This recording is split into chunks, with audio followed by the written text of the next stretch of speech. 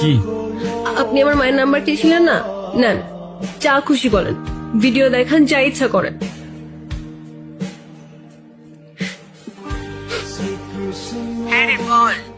Hello aunty, আসসালামু আলাইকুম। ওয়ালাইকুম সালাম। আপনি কে? এটা তো আয়েশার নাম্বার, ওর কিছু হয়নি তো? আরে না না আন্টি, ওর কিচ্ছু হয় নাই।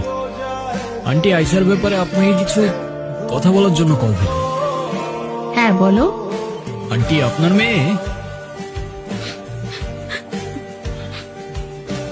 মেয়ে তো অসাধারণ একজন মানুষ।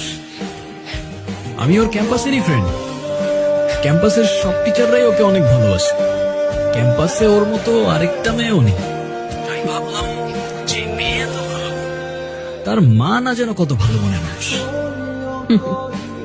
তাই ওকে বললাম আপনার সাথে একটু কথা বলার সুযোগ করে দিতে। ও মা, তাই নাকি? Thank you, thank you. তুমি তো খুব সুন্দর করে কথা বলো। শুনো, তুমি আয়েশার সাথে আমাদের বাসায় আসবা, কিন্তু তোমার কিন্তু দাওয়াত রইলো। ঠিক আছে আন্টি, আসবো ইনশাআল্লাহ। ভালো থাকবেন আপনি। আল্লাহ হাফেজ। কথা বলো। হ্যাঁ মা। ছেলেটা কি দেখতে, কি অনেক সুন্দর, হ্যান্ডসাম নাকি খুব? কি মা, তুমি আবার কি শুরু করলা? আরে বল না।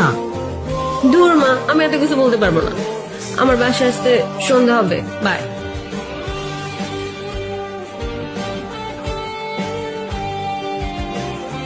আপনি আমার মাকে কিছু বললেন না কেন? সে তো আমি এমনিও বলতাম না। তুমি তো লিটারালি কান্না করছিলে। আমি তো নিজেও বুঝতে পারিনি তুমি এতটা ভয় পেয়ে যাবে।